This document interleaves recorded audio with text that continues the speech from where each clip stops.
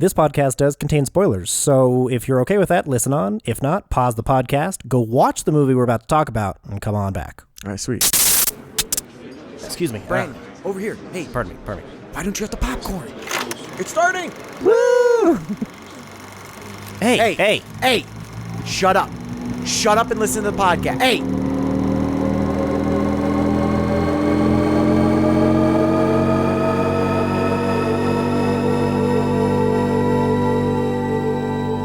There's a lot out there to see. This is what we watched.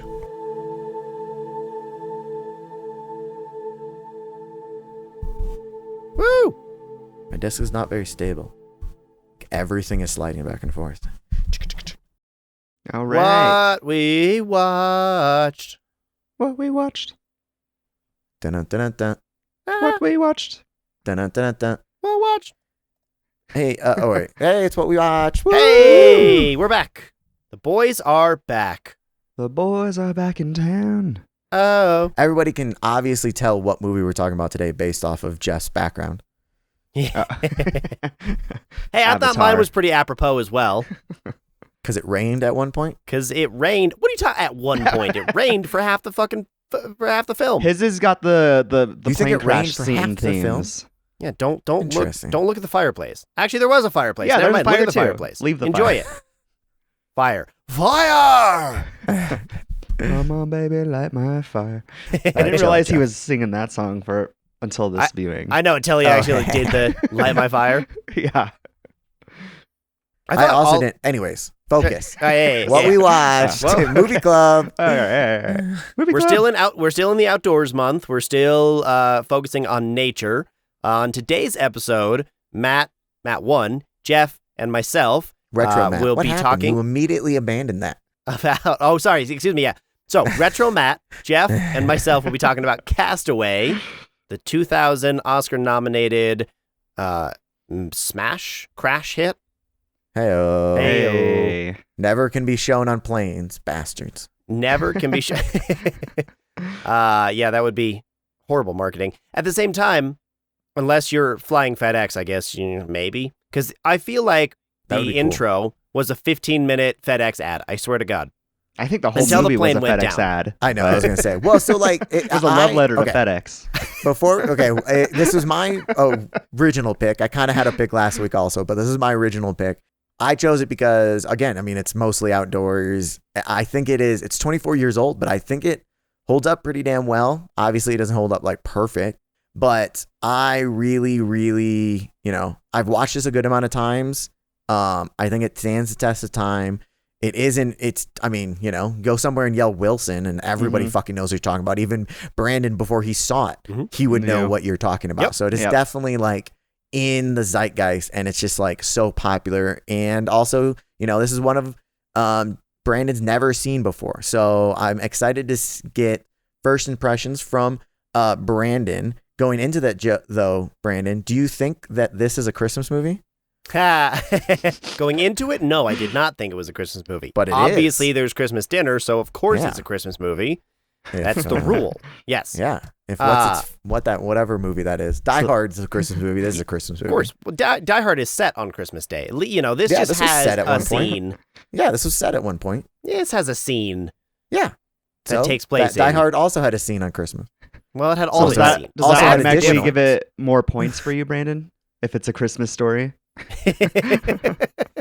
Yeah, it definitely gets a boost for sure, about At least a 0.25 because we got, but there was no crummy Christmas song, which I liked.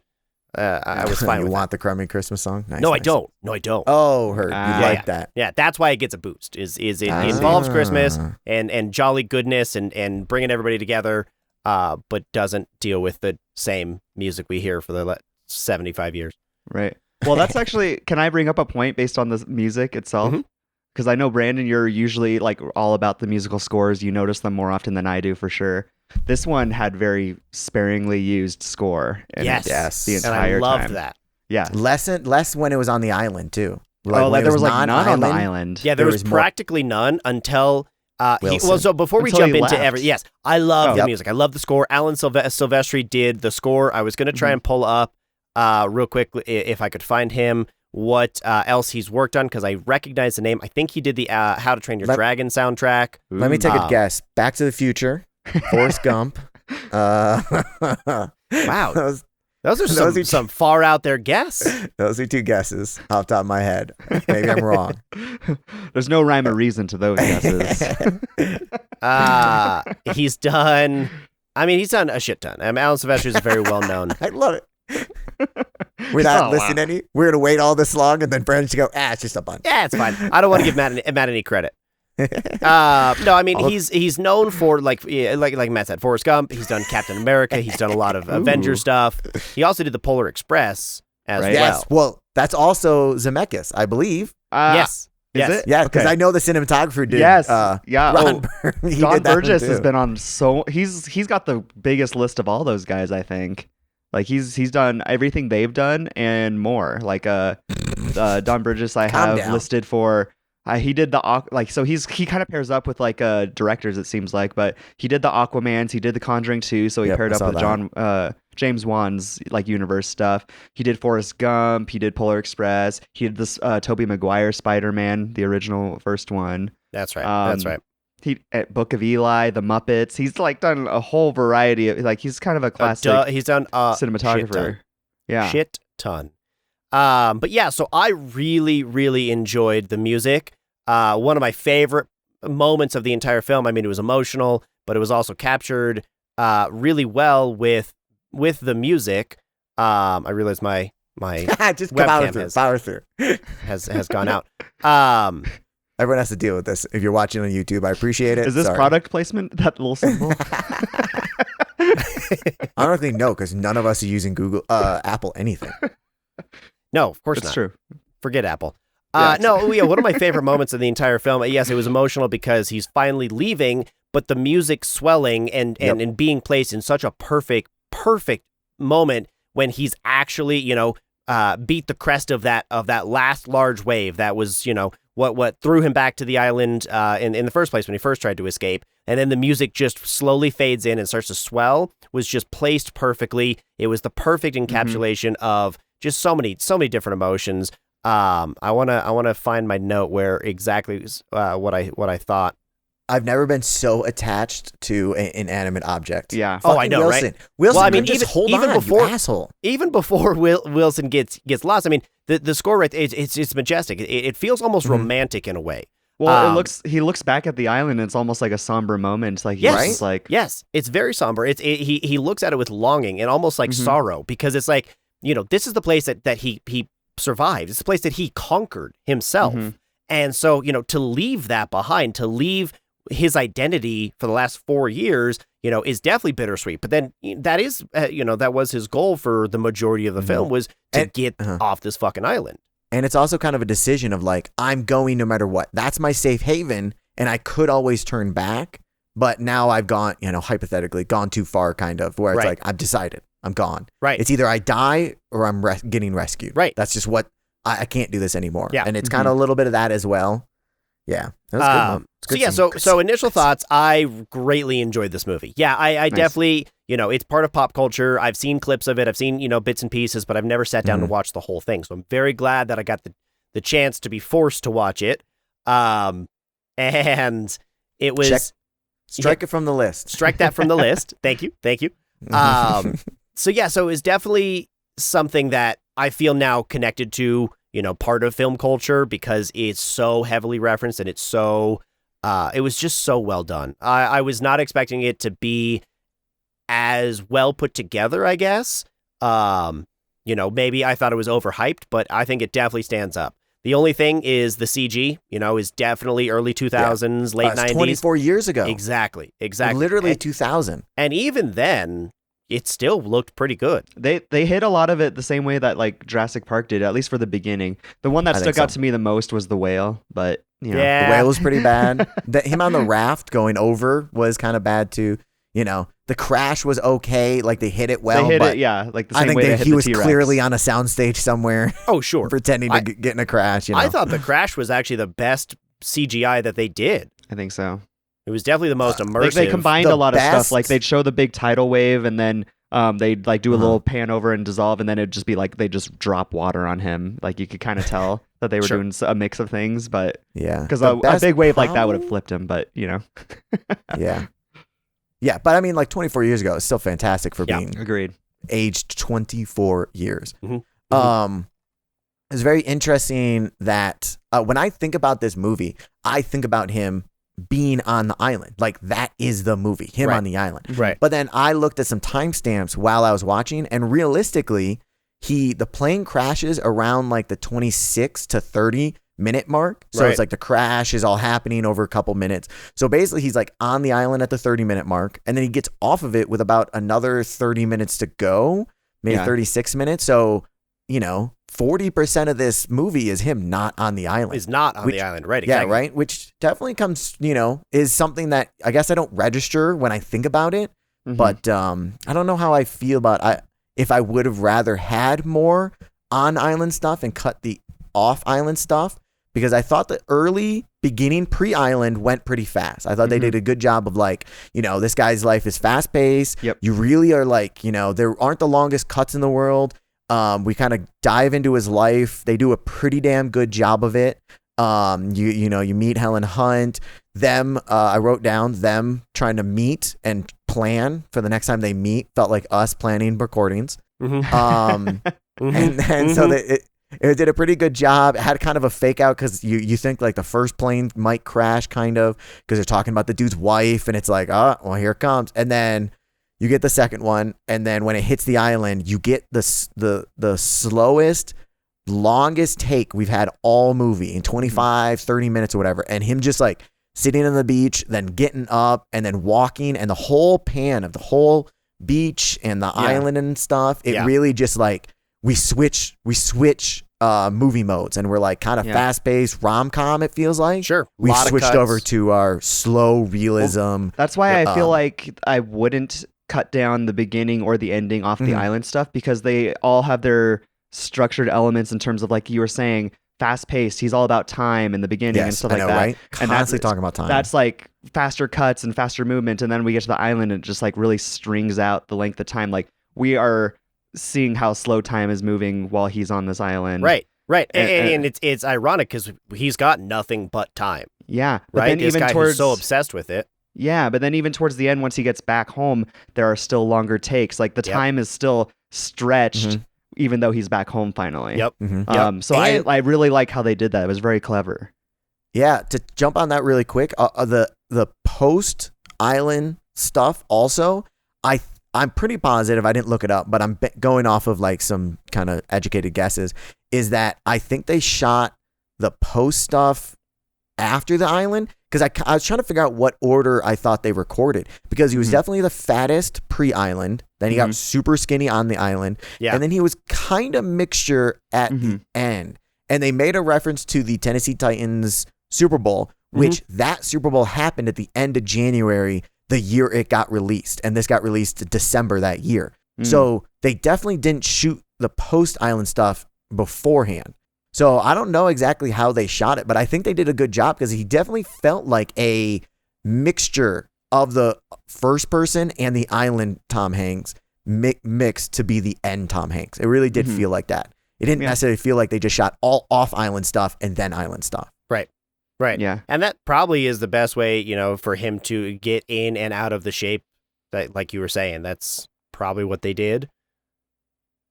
Yeah, I mean, I believe it too, though, because if your body has been on a certain diet for 4 years or whatever, and you start eating different foods all of a sudden, it's like your body sometimes does weird things where it stores other fats that it hasn't had, or maybe it has had. Like it starts reacting in different ways. Like, that's why like even people that starve and then all of a sudden eat some food, like their body will retain as much of that stuff as they can, so then they look like they have bloated bellies. According to the trivia, Tom Hanks basically allowed himself to get a little bit pudgy and didn't work out or exercise. Then they halted production for a year, and then he lost about 50 pounds, and then they went back and did the island stuff. Yeah, that's what I thought. Because when I was looking at the production, how long the production went, it started in January, middle of January 1998, and then they finished in May 18th, 2000. Wow. So almost a year and a half or so. Yeah. Yeah. It's smart. It was genius that they did that. It's smart. It worked out pretty well. Brandon, you're the endings guy. How do you feel about the post-island stuff? Did it answer enough questions for you? Did it bring up some more that you didn't get answered? And you literally ended with him staring at a road, and I don't know how you feel about that. No, I think the ending was beautiful. I think the ending was exactly what it needed to be, because we got a lot of the answers. You know, obviously, will he get off the island? Will he survive? Oh shit, what's her face? What's her name? Helen Hunt. Sorry, Helen Hunt. Kelly. Yeah, what's the character's name? Kelly. Mm-hmm. Yeah. Is Kelly going to, still remember him? Is she going to be alive? What's their situation? Are they going to get back together? Who is this guy? I don't remember who you are. And then what's going to happen next? Plus it answered, the one question that it didn't answer is what the fuck is in that package? God damn it. I'm really upset that I don't know exactly It's going to be what machete. it was. It's going to be a satellite phone. Right.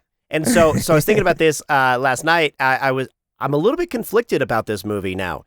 Because at first I was like, oh, this is great. This is a story about survival and a story about romance and what keeps you moving forward. And it's about love, and love's, the driving factor of survival. And that's what you need.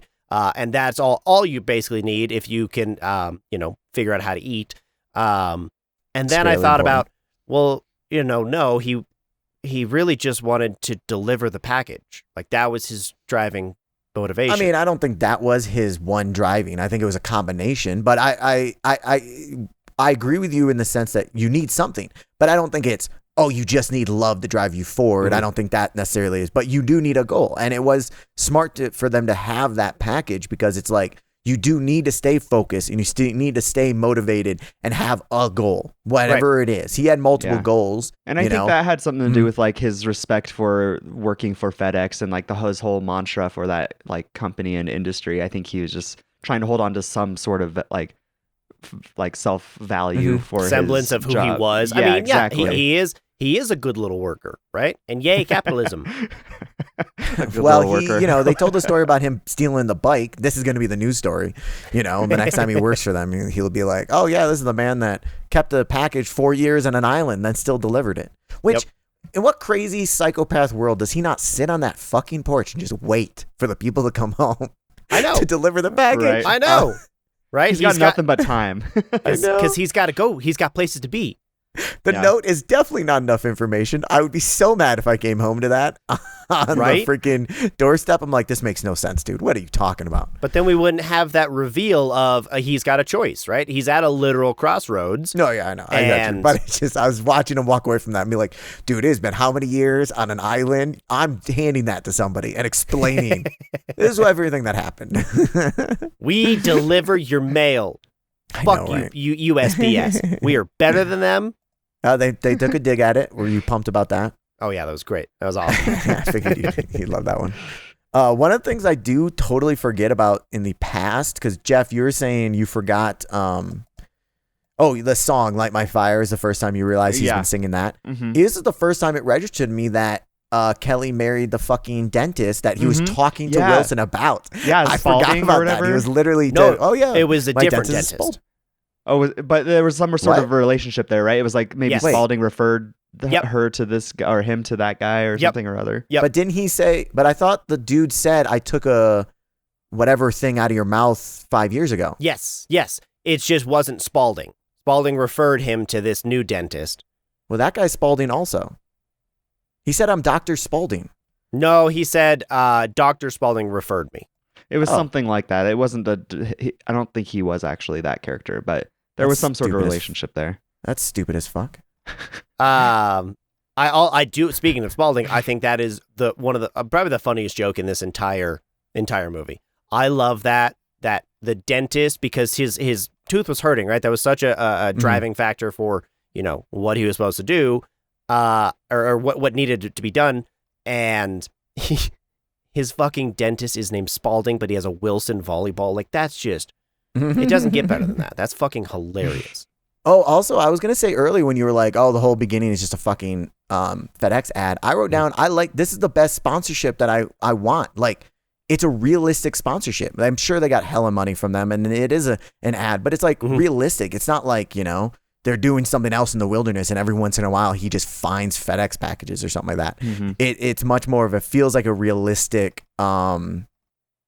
sponsorship, you know, and real world stuff, which I like that, and I'm happy they did that instead of. Well, speaking of real world stuff, did you guys know they actually shot in Russia for that intro scene stuff?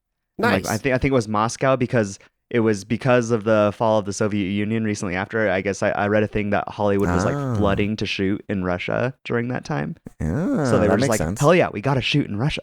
Let's put FedEx in Russia. Finally. So, interesting fact. Yeah. They shot, I think the island stuff is Fiji.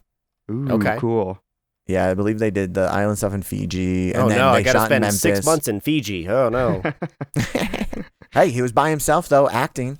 Were we just talking about what's the Lord of the Rings dude went crazy? Everyone felt bad for him, but nobody gives a shit about Tom Hanks, though, I guess. I do like in the intro, Tom Hanks basically predicted his own future. What was it? Go ahead. When he gives the kid the Snickers bar, right, in Russia, when we're actually in Russia, and he gives the kid the Snickers bar, he gives him a CD player, and he goes, hey, here's an Elvis CD. 50 million fans can't be wrong. Sounds an awful lot like the Colonel that he's going to play in a few years. Oh, I'm so sorry. I thought that was legit. I didn't know that was a Brandon joke. Oh, yeah, totally, dude. Hell yeah. Oh, my God. It's also creepy because he froze again. Yep, I sure did. I sure fucking it's just did. A smile. I hope the recording cuts to him frozen. It's just a smile. Hey, there he is, still smiling. Hey, he's back. Yeah, I was over here laughing to myself the entire fucking time. That's great. great. So funny. That was so funny. I got another thing, Brandon. Yeah, what's up? Were you happy with the character death? Was it good enough for you? Because I know this is a big thing for you. Is Wilson's death enough for you, or are you worried that they're going to bring him back? Well, we didn't see him die on screen. I'm just saying. That's a good point. Hey, that's a good point. They could also, he might come back. They could also go the George Miller route and make a origin story for Wilson. What was he like before the island? Bouncing around, being cool. What was he going to do with the second Wilson volleyball? Was he going to make another Wilson? That seems crazy to me. It's not Wilson. I know, right? It's not Wilson. No, I think the character depth was really well fleshed out. I think that it was actually, the characters were developed enough. Everyone had enough time to, be who they needed to be, and no one was too one-dimensional. I think absolutely there was plenty to dive into as far as characters go. I would say his friend was one-dimensional because we saw like 4 scenes of him. But Tom Hanks did a lot of heavy lifting. Mm-hmm. This is damn near, Tour de France for fucking Tom Hanks. Mm-hmm. He really showed he was able to carry a movie for a long time, and he did really well. And I don't know where I like his like acting best. I think the skinny him is my favorite. He did a really good job, I think, post Island also of. He seemed very somber and worried and, a changed person. The early stuff, felt like I was watching freaking, I don't know, Must Love Dogs or something like that. Or That's interesting that you said that, because the ending felt more like Forrest Gump to me. Like there was some like Forrest Gump-y kind of like feelings and vibes I felt like I got. Okay. I can see that. I can see that a little bit. But I'd say my favorite portion was pre-leaving the island, post 4 years later cut. That chunk, where he's like learning developed to survive into himself. He knows how to survive. He's fully committed to talking to this volleyball. Like he hears this volleyball talking to him, which I also I thought you said pre 4 years. Yeah, that's what I thought. I thought that post stuff was 4 years pre leaving the island. Yeah. Oh, I thought you said pre 4 years also. So what I was saying. So the section I was talking about. Yes. Okay. Like from the scene where it says 4 years later and he stabs a fish with a spear. Correct. Which is a badass. That I thought you said before. I thought you were the one who said pre. No, I like the skinny him. All right, cool. When he was a crazy man. I enjoyed that the most. I agree. Yeah. I agree with that. Do you guys hate the cinematography? Is this the worst movie you've ever seen because they did a package POV? Dude, I wrote down No, I thought it was challengers fun. eat your heart out. See, But if it's a moving tennis ball, that's where it is. See, you saw it one scene at the beginning. Challengers did that multiple times. That's the difference. They did it like 2 or 3 times. Yeah, that's way more than they did once in this. Yeah. That was my differences. I will like say once at the very beginning, I thought it was a good, like, a little bit. If he kept doing it, I would have wrote down, fuck this shit. But I did write down POV of a package, eat your heart out, challengers. They did it better though too, because there was a portion Challengers? where the package is being dropped in the truck and then it sets down, but the camera rotates to keep everything horizontal. And then later when the package gets handed off to like in Russia, it like detaches from the package and then you're following the characters. Fades back perfectly. Yeah. So they did some really cool stuff. As he's handing it off to the dude who's taking it, like that was definitely a great shot with them, pulling back in that POV for sure. Yeah, a lot of fun. Was enhanced, but yeah, I'm just visioning somebody on Challengers with a camera and just like shoving it into the ground and be like, wasn't that a cool shot, guys? Just because we can.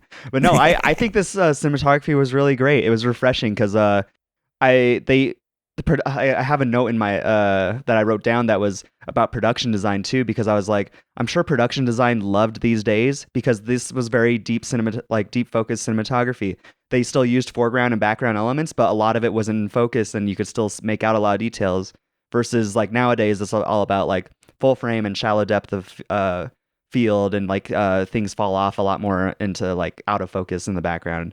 Whereas like so like on the island for that shot that you mentioned, Matt, like the long pan, like fully rotating and stuff, like you can see the details of the trees in the background and like the foreground as he walks up and then like leaves frame and then you see the waves and he comes back into frame. You see everything almost the entire time, but they're still drawing your attention whether it's the composition or something else. I think there's some fantastic blocking really cool. also. Yeah, totally. I mean, blocking wise, at Post Island when he's at Kelly's house, and I thought it was a great him walk up and her open the freezer with the family photos and stuff. Production I thought that was design. just That was like where they showed they showed her current life without her having to explain it to us. Yep, exactly. Which was really cool. It was very immersive.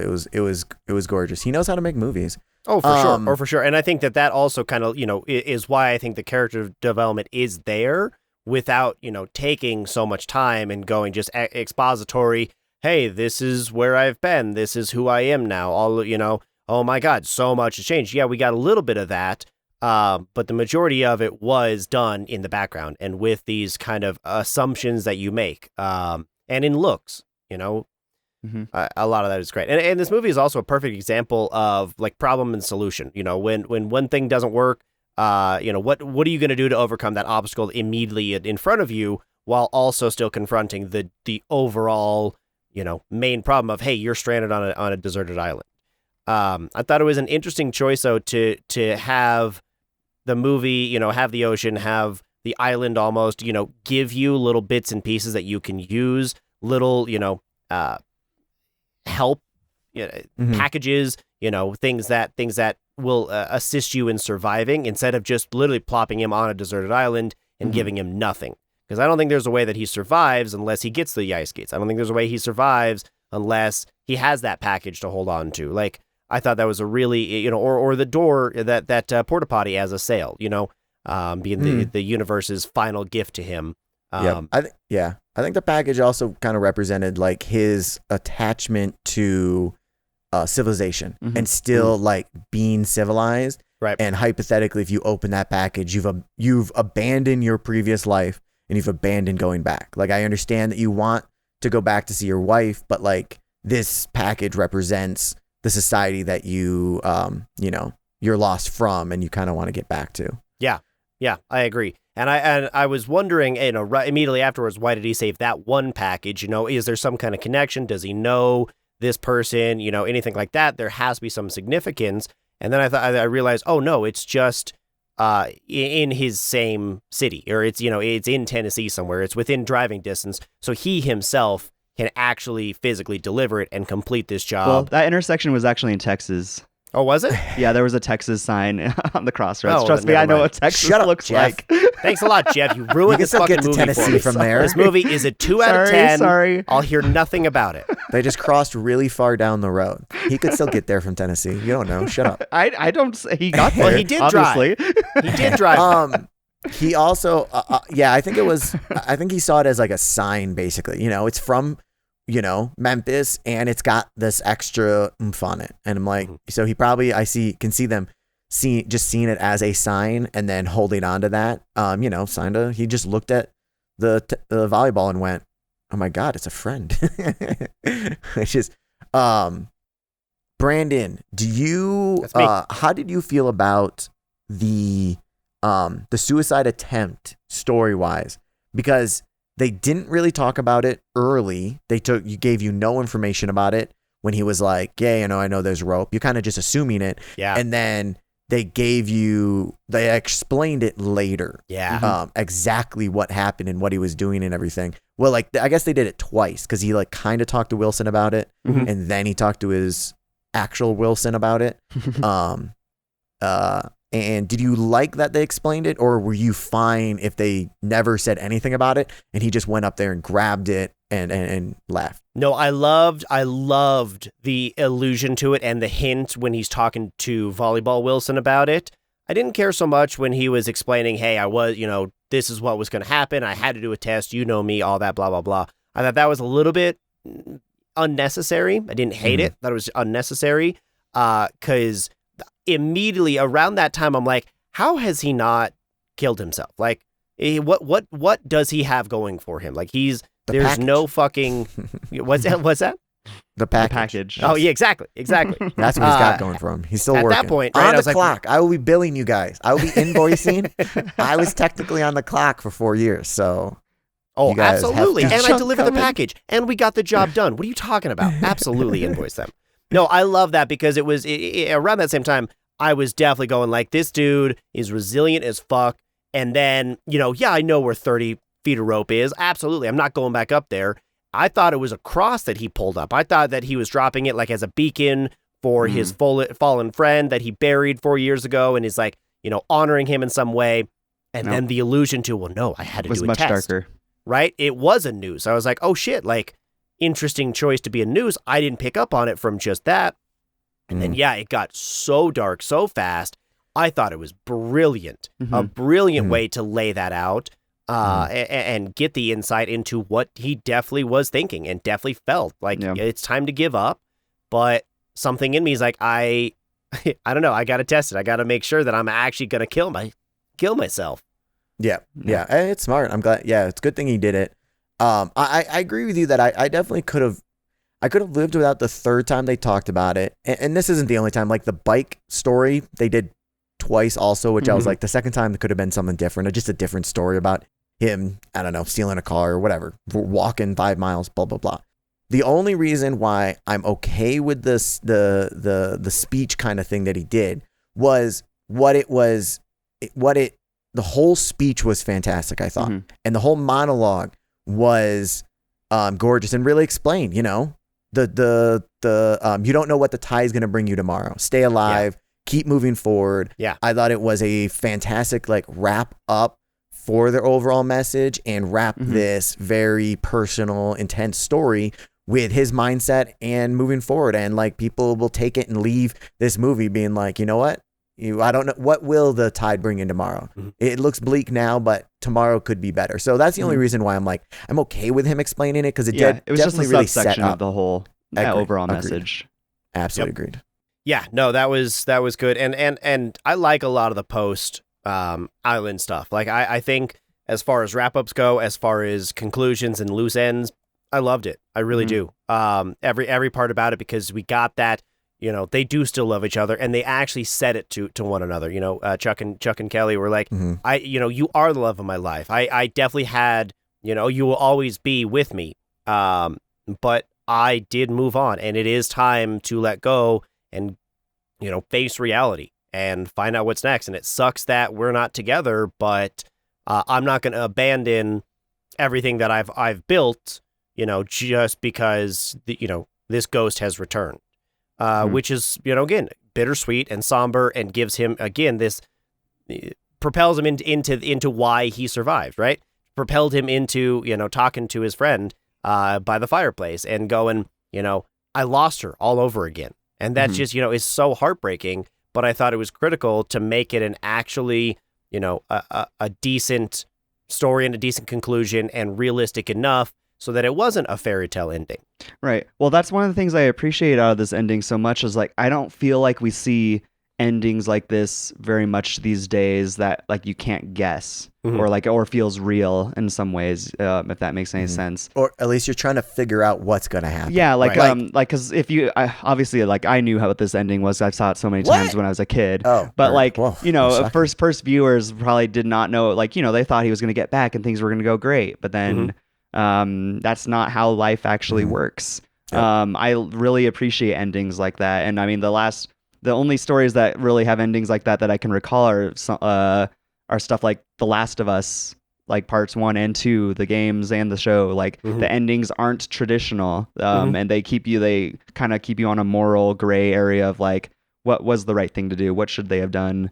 And I like that.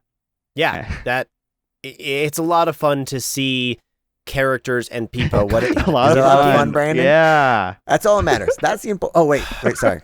The important part is it's a lot of fun. I'm sure in the recording when people are listening to this, they heard everything Brandon said because it's not through Google, but we heard it's very fun and then it cut out. Brandon, come back.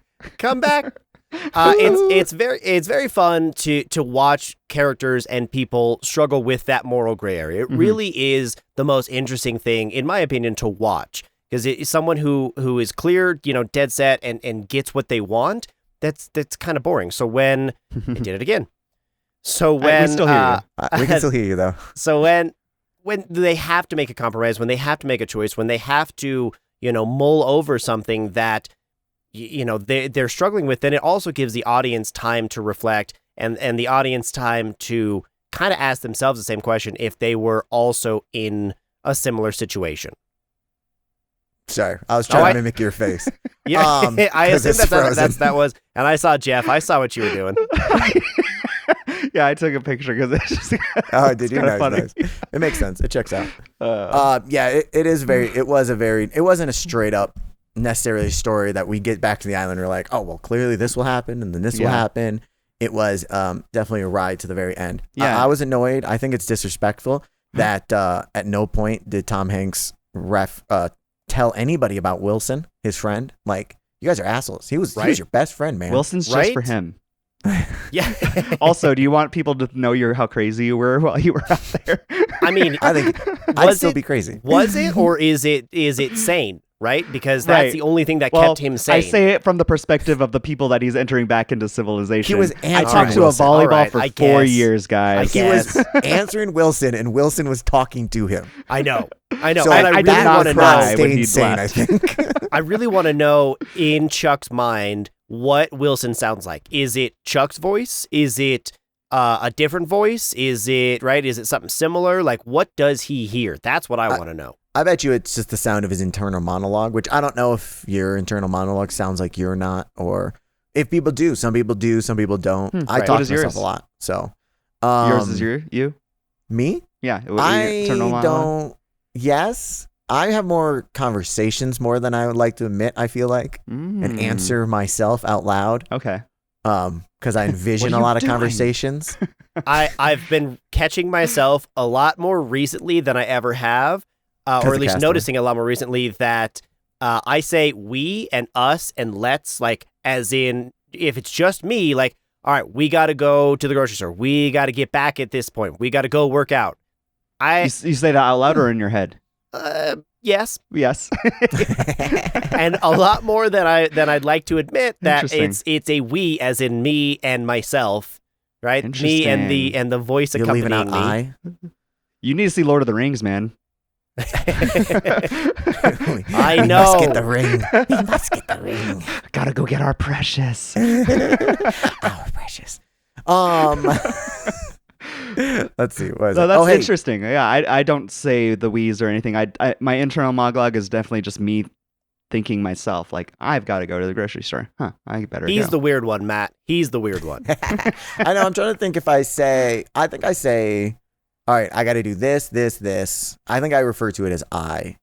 But I will have, I mean, like. But you're more out loud.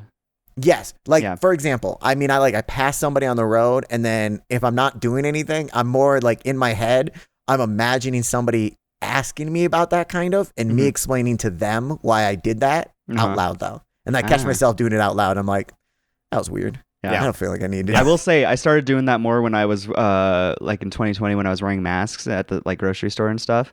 I started talking out loud more because no one could tell I was talking out loud unless I started saying it loudly. Do you usually talk internally? Yes. Oh, okay. Because when I talk out loud. Hold on a second. Are you talking about in general, or just like when you're with your like? No, like when I'm talking. He's referring to. You said I talk out loud. You can't talk not out loud because then that would be thinking. Right. That's what he's getting at. Okay. So yeah, sometimes I think out loud as well. Okay, I do more than I used to pre-COVID. Yeah, I think that is a good turning point for a lot of people. I think that you're right. That's probably when. That's a good turning point. I had a question for you, Jeff. I mean, if Brandon can answer this too. I was wondering the nighttime. Clearly, this felt like it was shot on film. Am I crazy, or it felt like it had the film grain to me? It was. And maybe it had to have been film for sure. Okay. And also the night scenes were those shot day to night? I don't know. Did you like them or not? I liked it better because I feel like it was significantly less blue than in like Mad Fury Road, which Fury Road, and then I think the other one that I think of that I hated was the really early Winter's Bone. Those two movies, I hate the day to night because I feel like they use, instead of darkness, they just substitute blue. Like, and then they're like, color. Well, clearly this looks like night. And I'm like, it just looks like fucking Smurfs and shit. Yeah. But it looked better. Yeah. But to me, it still looked like day to night to me. To my eye, it looked like day to night. But there was the one scene that threw me off was when it was night and he was turning on and off the flashlight onto the little pocket watch. Like if they were shooting that out during the day, that light would have had to be really powerful to like show that much like exposure. So that's the part that confused me. Maybe it was. Maybe it was one of those. Maybe that was that scene could have been shot at night, like in a small space that they lit. Whereas like the wider landscapes, to me they had to have been day for night, unless they CG'd the ocean and the far background stuff. I think they did CG the ocean. I was talking about the flashlight. Like I think maybe that was the first of those, giant military flashlights, industrial flashlights that can basically illuminate anything surrounding you, and that was the first time that it had been shipped to somebody. Maybe, I don't know, but I think it would have been a lot brighter. Yeah, but they did a bunch of nifty tricks though in general, like because going back to the flashlight in the cave when the flashlight dies, they actually just racked down the iris, because then that was just a natural fade to black as well, as it looked like the light was dimming out. There were a lot of awesome transitions, like that match cut right before the 4 years later. Or like as we get to the 4 years later, like that match cut was gorgeous. Yeah, the editing was fun. Like the cinematography and editing stuck out to me in this. Yep. For being a 2000s movie, it was a lot of fun. Yeah. Yep. I also think that Chuck made a lot of the same choices that I would have. Like if I was stuck on a deserted island, I think keep the package. Suicide. I think that yes, absolutely. No, I think that was the first thing I would do, as I would draw a help sign in the sand. Okay. And then, that got washed away. Okay, great. I need to have something, I would have gone SOS immediately, but gather sticks. The one thing that I thought was weird that he didn't prioritize was fresh water. Like he spent like the first couple days or something without figuring out fresh water. Yeah. He'd find a little puddle on the ground and drink it, and that was all he got. Also, dirty water. I would assume he's like actually like injured, and like he went through a fucking plane crash. Oh, you know? that's the other gripe I had was You like think? the plane crash scene. He There's would no never way he did not miraculously fly survive. through the window of that airplane There's when no they way hit the he's water. alive. Yeah. He was standing up when a plane hit water. And then he dove also, backwards when the Yes, water I know. came at him. Like That's what I wrote down too. He went backwards. How does that work? I was He like, in what way running is from this it. physics like I possible? know. But I know. I will say there are a couple things like, you know, the slow motion when he knocked out his tooth, I was like, you know. Some of the sound effects were not my favorite. Felt like there was a lot of ADR. like which parts? I'm trying to remember. What? Sound effects or ADR? Both. ADR felt like everywhere. It wasn't awful, but I felt like I noticed it a good amount, which I don't know if that's just because like they did it on location in Fiji and the waves are actually pretty fucking loud and you know, stuff like that. Cause I mean, those islands are windy as hell. So I'm assuming it wasn't the worst thing, you know, small potatoes. But like, some of the sound effects when they were in the water, I didn't like, they did the slow motion when he got knocked out with a tooth. Oh, like him landing on the ground. It felt a little like, I think tinny to me maybe. Okay. But yeah, I don't have other like major gripes necessarily. Is there any like big issues you guys had? Not really, no. CG was the only thing I really noticed. Yeah. I'll get on board with that. Just the whale stuck out to me. I was just I agree with felt very Pinocchio all water of a sudden. Stuck out as well. Like The even whale for the day for night scenes, I mean that definitely looked like CGI ocean. Like that, he looked like he was really? in front of a green screen. I thought. It was some of the waves, like the one that stuck out to me during the day was when he first gets to the summit of that island and looks down and you see all the waves going around. Those were very CG waves. They just like looked like they were like almost like a little jittery and stuff like that. And some of the water stuff in general, like again the whale going in and out of the water was definitely just like not real. Yes.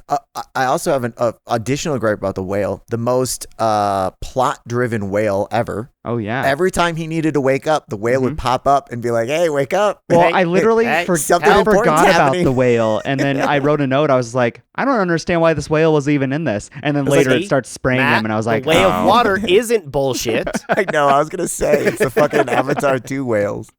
They showed up and be like, you need to wake this guy up at this point and then this point. We need to care about the whales because the whales care about us. That ball you talk to, it's floating away. We think it's weird, but it seems important to you. Yeah. And I love, speaking of losing Wilson, I think that of course is probably, I would say, the most iconic scene in the entire movie and the most referenced scene. But it also for good reason. Like that is such an emotional, you know, just devastating blow. And I think Hanks absolutely crushed doing that and the loss and being able to basically just bawl your eyes out that losing the only companion you've had for the last 4 years, your best friend. I wonder, you know, what you guys think if Wilson's a representative, you know, in any kind of metaphor that might be, because, you know, if you're losing your sanity or losing, you know, your mind a little bit or losing a piece of yourself. I mean, I don't necessarily think I didn't take it as necessarily a metaphor, just outside of, I mean, I think some of the stuff is pretty standard of trying to survive, you know, like they gave him the best shot, you know, a couple things came up onto the shore, you know, he got lucky with those things. And I think that's another, you know, smart thing to be driven. You know, you got a package, you got your love, and then you got your someone to talk to and interact with. So it's, you know, at least fights the isolation a little bit. You know, it doesn't completely, because you are still alone, but it is still like to give him a fighting chance, basically. Right. Yeah. I think it's just like a representation of the psychological turmoil that he's going through, as well as like, you know, the pre 4 years was a lot of physical turmoil that he was going through. So I mean, yeah, it's bad. Like being in isolation for 4 years does not sound fun. I'd probably make a rock and draw a face on it and start talking to it too. Yeah. You would make a rock, Jeff. I would make a rock. It would have to be the right rock, Matt. and then he'd talk out loud. I made you. I brought you into this world. I can take you out of it. That's horrifying. I definitely don't think that I could survive 4 years. I don't think I could survive 6 months. I mean, sorry. I don't know, Brandon. You may be. Hurtful. You could. Hurtful. With or without FedEx packages. With FedEx, obviously I could survive in any amount of time because I can just get whatever I need. And they'll deliver to the middle of nowhere. Shit. It will be here 6 to 8 months. We'll toss into the ocean and we'll see when you get it. It should arrive by our calculations. Should arrive to you. Another one of the random. I love the Tom Hanks getting fire scene as a whole, from start to finish, getting frustrated, making mistakes, improving. Yeah. And then eventually just dancing around, singing the song. But even past that, him just like the raw emotions. Because I want to say, and maybe I'm making this up, that he actually like made the fire and was excited about it. Like real life made the fire and was excited about it. I don't know if that's real. I hope it's cool. Real. Yeah. I just love that scene when he's starting to like actually make progress with it, that he just like, because it's also the original conception of Wilson, and so he just like Wilson's just staring at him while he's going, and he just keeps looking over. It's this very like weird, awkward, comedic moment. I know. He immediately made him, then immediately felt uncomfortable around him. I was like, you just made him. So yeah, I agree. That whole fire scene was great from start to finish. Yeah, it was. I was trying to find it real quick, but I'm not seeing it. Anything about Hanks making the fire himself. Ooh, another thing to production design. Did you guys notice in the beginning when we first see Helen Hunt's character, and then it cuts to their house when they're like asleep watching TV or something? It does a slow like tilt down on these like pictures and stuff of them, and there's a sailing certification that they have. Oh yes, I did notice that. There's like the little stuff I didn't notice the first times watching this around, like back in the day. And it's like that. Yeah, that gives you like insight to how he actually even knows how to ride on the waves at all. Right, exactly. Anything. Or like when he's about to leave for the last time, and he with Kelly, he's like, "I'll be right back." That scene, he hands. I can't remember who hands who the keys, and it's got the pocket knife. Yeah. The Swiss Army knife. He like and pops it's like, it open. He's like, right. And it's like, oh Jesus Christ! Like, if only he had that. I know, didn't even have that. Yeah. What a different outcome, or maybe not. Maybe it just would have been easier on him. Yeah, but he does acknowledge it towards the end when he like gets the car back and he flips it open and he's just like, huh. Yeah, right. I have some interesting. How much do we trust IMDb trivia? 100%. Yeah, with my life. Sweet. So most of the nighttime scenes on the island, except for the creation of fire scene, were shot during the daytime. The darkness and night sky effects were added in post production. Which I mean, so day for night. Yeah, I was gonna say that's just day for night. Day for night. They worded it in such a weird way. I also agree. That is weird. Matt, did you scroll across the sound one? Virtually all the sound, including the dialogue in the scenes on the island, which is an hour and a half of screen time, had to be replaced in post production. Yeah, and the reason why wasn't because of wind, but because of the surf. Yeah, that's what I said. Surfing the waves. Yeah, the waves. Yeah, that makes sense. They're a lot louder than people think, and especially when you're cutting around and stuff. It totally makes sense why. I would expect them to, and it was honestly, I think, pretty good. Did it bug you guys at all? I don't notice that thing very often. So yeah, because I think it was much more of a. That's why it's a small gripe. It's much more of just I was like, oh, there's another one. There's another one. There's another one. One of these says some crew members were left on the island for a few days to survive and learn some skills. They used some of their survival techniques in the movie for the character of Chuck. They were having trouble lighting a fire, opening a coconut, talking to a volleyball, and collecting packages washed up on the beach. They were struggling to talk to a volleyball? Yeah, I don't know. No, they're having trouble lighting a fire, opening a coconut. And talking to a volleyball. Yeah, I hear you. Yeah. So it's having trouble for the first two, and then just words for the others. So interesting. I As long as I'm getting paid, I'd do that. Yeah. Hell, fuck yeah, dude. You're on the You clock. kidding me? Yeah. Send it to FedEx. Yeah, no, I definitely thought that Tom Hanks deserved an Oscar for this role. Did he get nominated that year? He did get nominated for that year. He lost to Russell Crowe in Gladiator. That's who won that year. Yeah. The only other nominee. I'd have This to didn't watch win it any again. Academy Awards. The only other nominee was for sound, and that's sound. Really? Included sound design, sound editing, sound. There was a lot mixing. of good sound, but I felt like it went back and forth Yeah. personally. And But I bet- guess get nominated. I wonder if but it was the the fact reason that why. they ADR'd so much of it. exactly. And they were I like, bet wow, that's you the reason. ADR'd that? Mhm. and then that I'd was be in the back impressive. and being like, yeah, no shit, guys. What are you talking about? Yeah, this did not Interesting. win a bunch of stuff.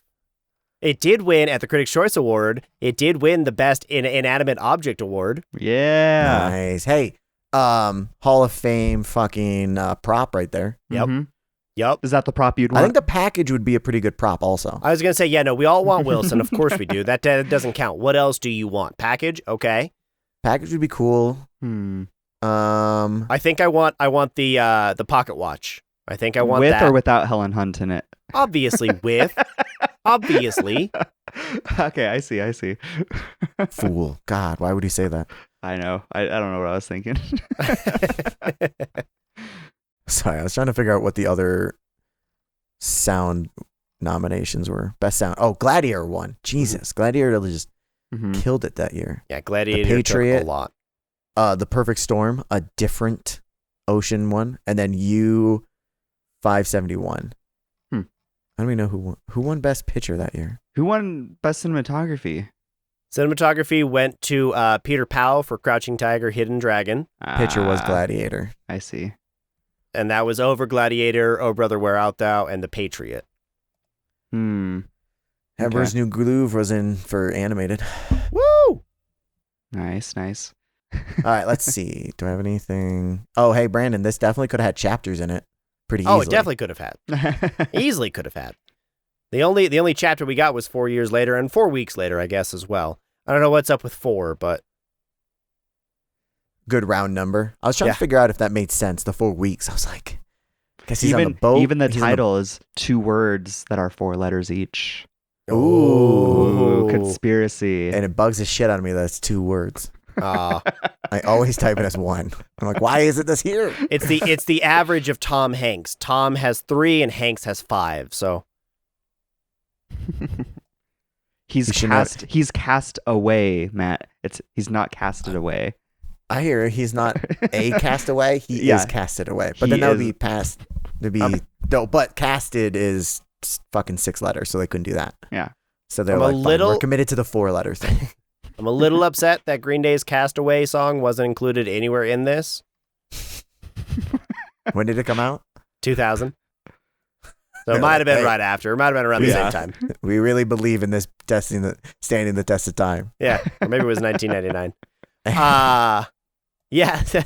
So One anyways. other thing I wanted to bring up, technical wise, was Yes. what did you guys think of the underwater cinematography? Because I thought it was pretty damn good for. I liked it. Again for 2000s. Yeah, I liked it a lot. It looks like they did a lot of practically, like you see underwater when his leg hits the coral or whatever it was. Oh, yeah. And anytime you're under for the plane crash, even seeing him swim around underwater, you see the fire above, and I thought it looked really good.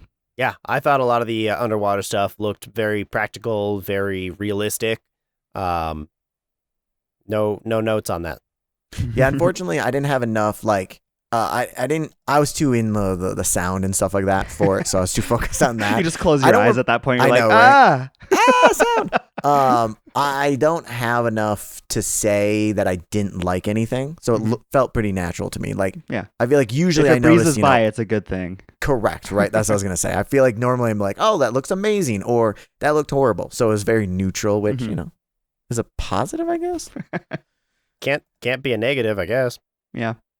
If he had never took that Band-Aid off, the plane would not have crashed. He unleashed the bad. Yeah, With that it was Band-Aid. all wrapped up in his finger. I didn't even know butterfly when he effect. got that. Was there a certain time that they show when he got that Band-Aid? I didn't know he had it in the beginning, and then all of a sudden he had it. Yeah, I don't know. I can't think of it. Why would you take it off? It was perfectly wrapped. It wasn't showing like it was falling off. Like, why would you take it off at all? Idiot. I take Band-Aids off all the time. Yeah, it was on his thumb, so like, I don't know. I use my thumb a lot. I never even like wear Band-Aids unless it won't stop bleeding. That's the only time that I wear Band-Aids at this point. If it doesn't stop bleeding, you might need to go to the hospital and get stitches. Nah. E-tape. That's when I have Band-Aid on for a little bit, then it stops bleeding, and then I take it off. And I'm like, sweet, get the fuck away from me. Yeah. And then a plane crashes somewhere. And then a plane crashes. I'm not on it, so it doesn't really matter. I'm not that broken up about it.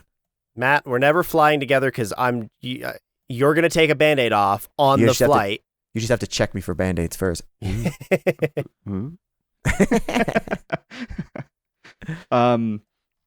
One thing that made this movie nostalgic was the pagers. The pager stuff that they had on there. Some kids these days don't even know what the hell that is. And then VHS tapes were there. That was intricate. VHS tape, that was great. It doesn't feel like a good rope, but yeah, totally. I thought so too. I was like, you have to use like all the tapes just to get one good strand, probably. Right. Probably. I mean, hey, it's better than nothing.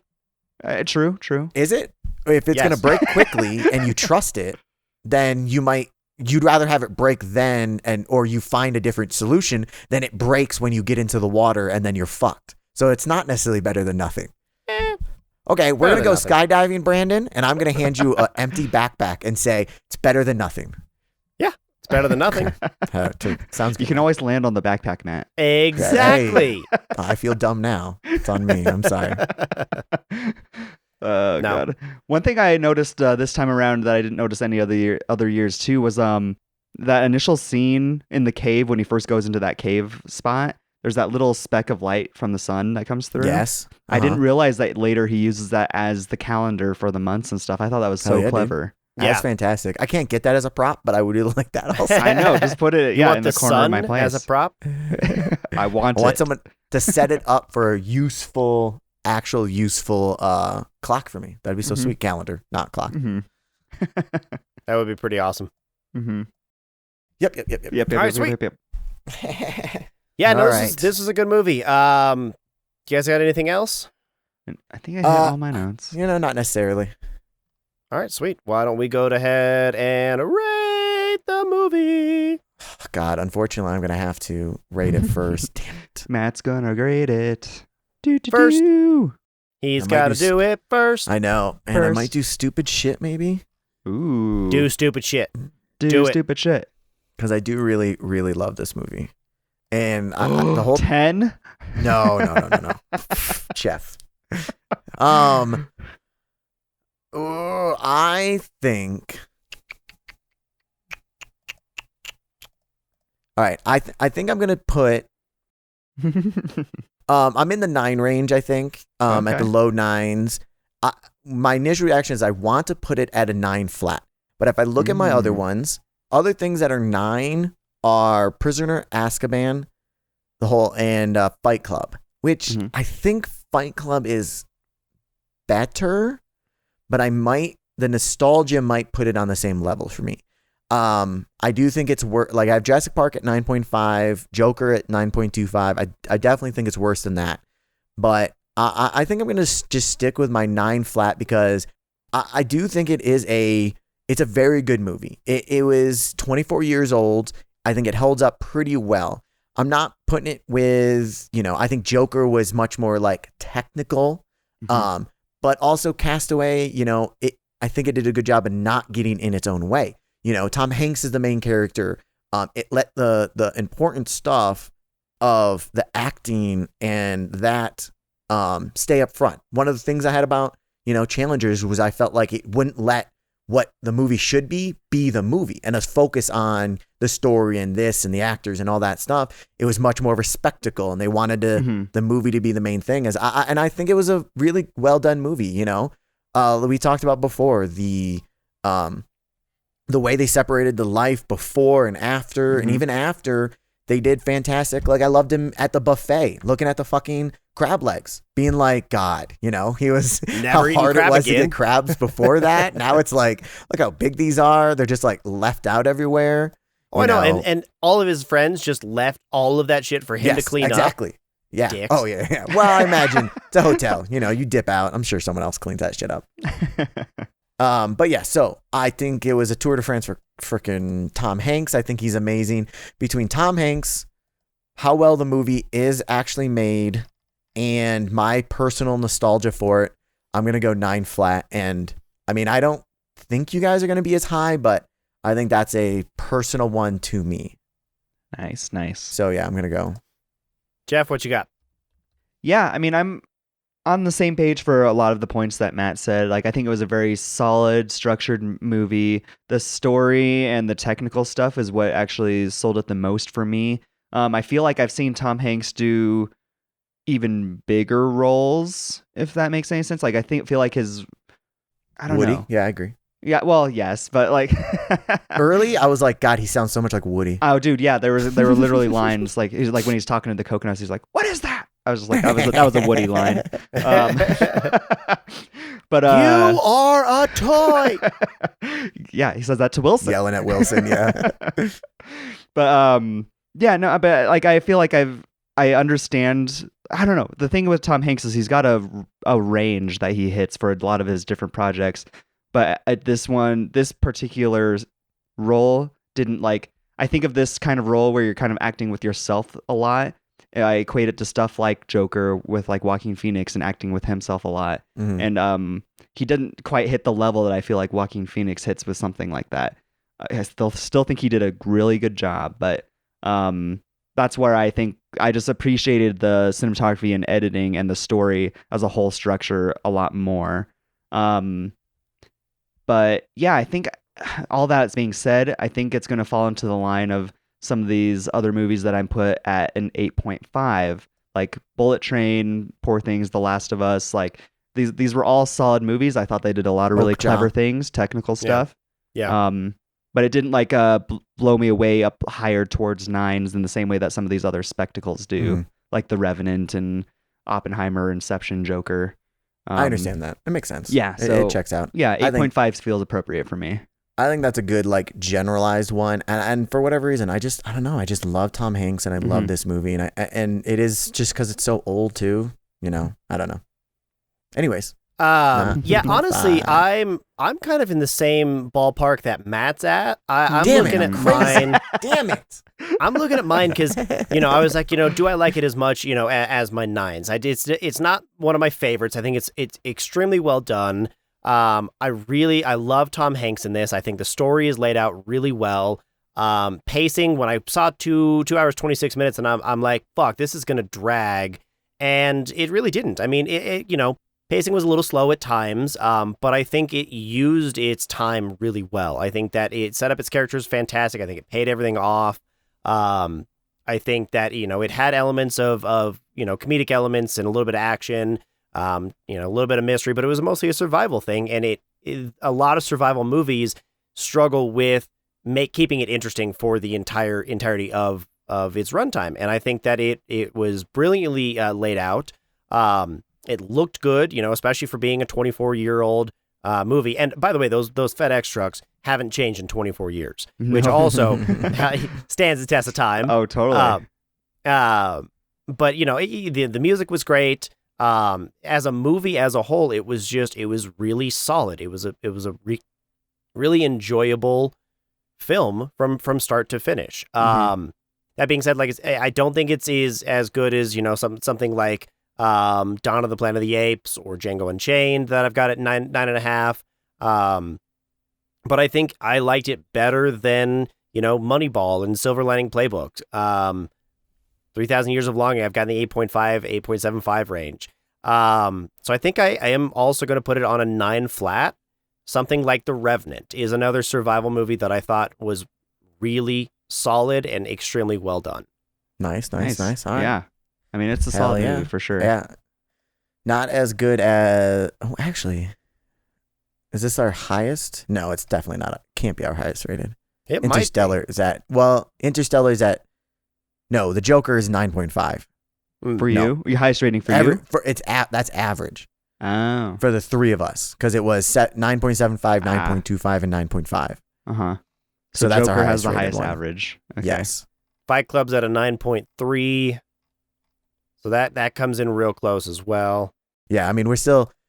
Jeff fucked it up, and so we're under 9. We're at Thanks a lot, Jeff. 8.83. He's kind of an asshole. Yeah, I must hate movies or something. I No, I understand that rating. I just have I think about my family when we watch it and stuff like that. Yeah, no, there's nostalgia points for sure. Right, exactly. Sure. And it just early Tom Hanks. I love Tom Hanks. Speaking of which, everybody, the draft we have a Brad Pitt draft is on YouTube channel. You can listen to it also. We would love some votes. Right now, Jeff is cheating and voting a bunch of times on his own. Somehow he's whenever I'm winning, it's just automatically cheating. Yeah, I agree. It's bullshit. If everybody could, any of the posts, I'm sure there'll be polls multiple different places. We'll add them all up because we will have more drafts. One of my suggestions, we could do Tom Hanks. Mm-hmm. I'd love to do a Leo one. He's been in a lot of good movies too. Yeah, he is another good one. I had a thought of, I think we could do Ryan Gosling, could do Cate Blanchett, we could do Emma Stone. I'm sure we could do some if people have opinions. We had a comment on the YouTube video that we could do Alan Tudyk, which I think he's a good one. He's in a lot of movies that people kind of don't realize, a lot of voice acting, character acting and stuff like that. So. Yeah. We could do one of those, but if everybody could go check it out and give us a vote, it's one of the things we have beyond many, many other things. Yep. In addition, like Matt said, we're on YouTube. We've got more videos posting, so come check us out. Thanks to everyone who's already here. We're having a lot of fun, especially with my connection issues. We love that. We've also got all the socials. Check all the information in the show notes. And just, give us some love, give us some likes, come say hi to us, in any way, shape or form. We'd love suggestions on what movies you like, what movies you don't, opinions on the show, anything we can do to improve. We would love all of that. Holla! Hello! Holla, holla. Whoop, whoop, whoop, whoop, whoop. Next week, let's see. We've got the Fallout series is still running on Thursdays. Brandon, the leftover Matt, and the other guy, Luke, are killing it. I don't know how long that's going to go. They are going to do the full series. I'm sure some other episodes will be slotted in randomly. For Movie Club this month, we still have 127 hours to go. I don't know when that's going to exactly come out. We're going to got some games. It's a long time, Matt. 127 hours. Right, dude? It's going to take me a long ass time to watch that. It is a documentary. And next month, looking forward to next month, is War. Not entirely sure all the movies, but if you have any suggestions, let us hear it wherever you feel like screaming at us. Exactly. We see it all. We hear it all. We love your opinions. Hell yeah. So. Awesome. Well, until then, everyone enjoy the movies, and we'll be talking to you soon. Bye. Bye.